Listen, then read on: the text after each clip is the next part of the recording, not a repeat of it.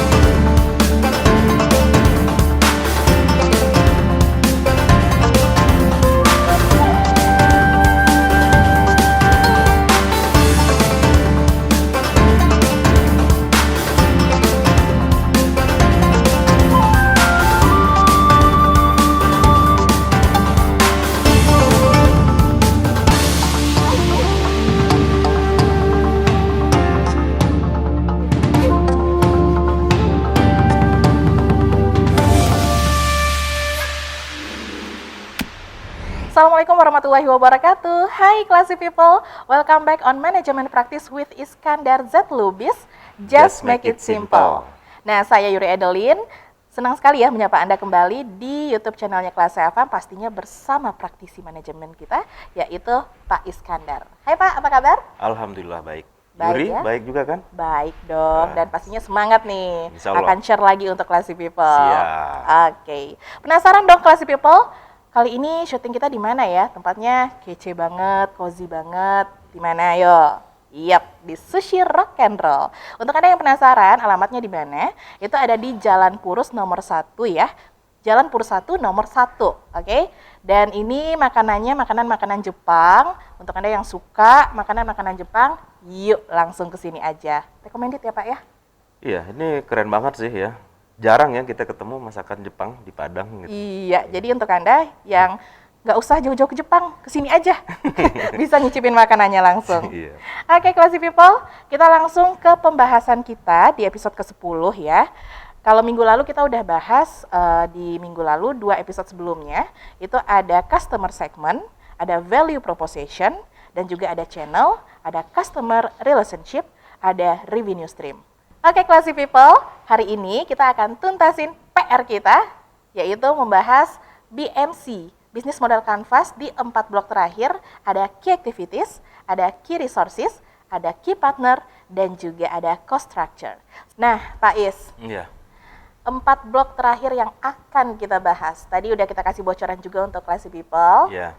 Mungkin bisa dijelaskan dulu Pak, pengertian dari masing-masing dari blok ini. Oke ya, jadi untuk simpelnya ya, kalau kita kelompokkan di dalam bisnis model kanvas itu ya, ada sisi yang sebelah kanan, tadi udah disampaikan oleh Yuri ya, ada customer segment, ada value proposition, ada channel, ada customer relationship, dan ada revenue stream. Kita bisa katakan bahwa sisi sebelah kanan ini adalah sisi mulai dari menyiapkan produk, kemudian mengantarkannya ke customer, atau kita sebelumnya menggunakan istilah hadiah ya, memberikan hadiah kepada customer, bagaimana menjaga hubungan dengan si customer, dan juga bagaimana kita mendapatkan revenue dari customer. Nah, sekarang kita bahas sisi yang sebelah kiri ya. Nah, di sisi sebelah kiri ini key activities ya bersama dengan key resource dan juga key partner ya, itu adalah aktivitas kita ya, dan juga menggunakan sumber daya yang ada dan juga dengan partner yang ada untuk menghasilkan value proposition dan juga mengantarkannya ke si customer.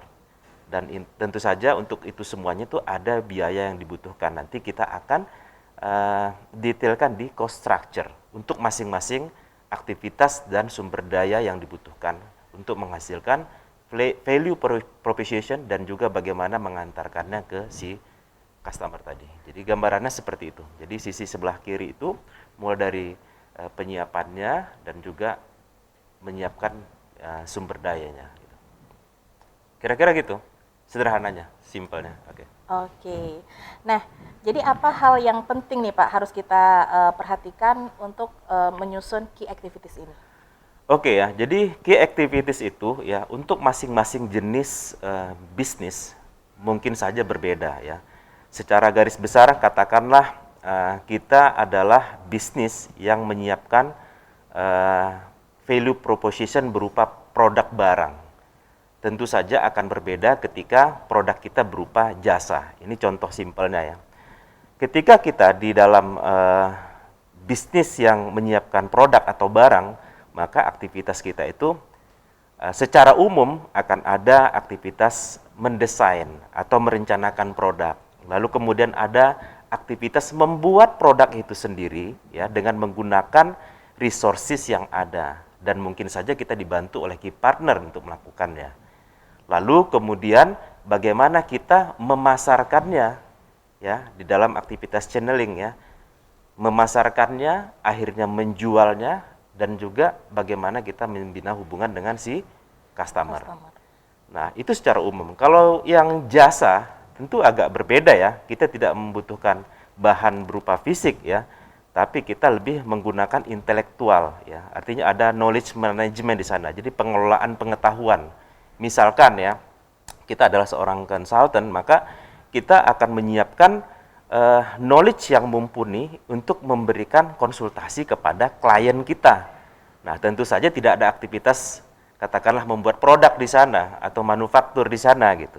Nah, jadi aktivitas knowledge management, kemudian bagaimana merekrut ya orang-orang atau sumber daya berupa human capital untuk melaksanakan fungsi konsultasi tadi misalkan. Dan juga ada aktivitas ya mungkin peningkatan kompetensi berupa training atau pelatihan untuk si konsultan-konsultan tadi. Namun tetap akan ada aktivitas channel mulai dari pemasaran, di dalamnya ada awareness dan kemudian hingga ada transaksi. Dan juga bagaimana membina hubungan dengan si customer tetap akan ada. Nah, dan tentu saja revenue stream juga selalu ada. Nah, kira-kira gambarannya seperti itu. Jadi pelajari jenis bisnis kita ini seperti apa. Itu secara umum. Nah, kalau misalkan dia itu sifatnya seperti platform akan berbeda lagi gitu. Tapi intinya secara umum ada tahapan mulai dari menyiapkan produk dan kemudian mendelivernya ke si customer. Nah, kalau mau lebih didetailkan lagi nantinya misalkan untuk yang jenis bisnis yang menghasilkan produk atau barang tadi akan ada aktivitas di awal pengadaan bahan misalkan. Katakanlah kita adalah bisnis membuat kue misalkan. Akan ada aktivitas menyiapkan atau membeli bahan ya berupa tepung misalkan, gula dan sebagainya gitu. Jadi tinggal disesuaikan saja. Kira-kira begitu. Pelajari jenis bisnis kita, lalu kemudian pelajari tahapan bisnis prosesnya. Maka itulah aktivitas yang harus kita lakukan. Kira-kira seperti itu. Ya. Itu poinnya, Classy People. Nah, saya juga sempat baca-baca nih Pak. Di key resources itu terdiri dari beberapa kategori. Itu ada fisik, intelektual, ada human capital, lalu juga ada finansial. Benar sekali. Nah, itu maksudnya gimana Pak? Jadi untuk melakukan aktivitas tadi, ya, rangkaian aktivitas tadi berdasarkan jenis bisnisnya tadi, ya, tentu kita butuh sumber daya kan ya. Betul. Ya, pengkategoriannya udah tepat sekali ya. Ada sumber dayanya berupa fisik. Nah, kita kasih contoh deh. Kita sekarang ada di restoran Jepang nih. Ya. Gedung ini sendiri adalah key resource berupa fisik. Meja ini, kursi, peralatan dapur untuk menghasilkan masakan Jepang tadi itu adalah key resources berupa fisik. Nah, itu contohnya. Kalau intelektualnya ya, apa sih kekhasannya? Branding, anggap seperti itu ya. Katakanlah ini rock and roll ini, sushi rock and roll ini adalah branding yang kuat misalkan. Itu bagian dari intelektualnya. Atau mungkin kekhasan resep makanannya atau rahasia dapurnya. Nah, itu intelektualnya. Atau perilaku pelayan-pelayannya yang khas, mungkin bergaya seperti orang Jepang, sehingga experience-nya dirasakan oleh si Customer itu intelektualnya. Human capitalnya sendiri atau manusianya sendiri ya, ada tukang masak, ada yang melayani. Nah, itu kita sebut sebagai key resources berupa human capital. Nah, finansialnya sendiri untuk masing-masing aktivitas ini kan butuh pendanaan. Ya kan, artinya ketersediaan dananya untuk menjalankan seluruh aktivitas tadi itu human capital, itu adalah key resources berupa finansial. Kira-kira seperti itu. Oke, jadi apapun bentuk bisnisnya emang key resources ini ada ya Pak ya? Iya dong, kita pakai apa gitu untuk menjalankan aktivitas, ya kan? Kita butuh fisik, misalkan butuh sumber daya manusia, kita butuh intelektualitas, gitu ya. Kita butuh juga uang tentunya, gitu. Kira-kira seperti itu. Oke. Alright, classy people, pembahasan kita makin menarik ya Pak. Ya, alhamdulillah kalau menarik. Karena ini blog terakhir di bisnis modal Canvas. Nah, untuk Anda, boleh banget ya langsung aja di like, di komen, di share, lalu nyalakan juga lonceng notifikasinya agar dapat updatean terbaru nih dari video YouTube channel Classy FM. Dan untuk Anda pastikan jangan kemana-mana, nanti kita akan balik di sesi kedua. So, keep in tune on Management Practice with Iskandar Z. Lubis. Just make it simple. Ketika penjualan kita tinggi, maka bahan-bahan yang dibutuhkan tentu meningkat. Sehingga biaya untuk belanja itu akan tinggi. Tapi ketika produksinya relatif rendah, maka biayanya juga akan relatif turun. Nah, itu kita dokumentasikan dengan baik. Sehingga nantinya ya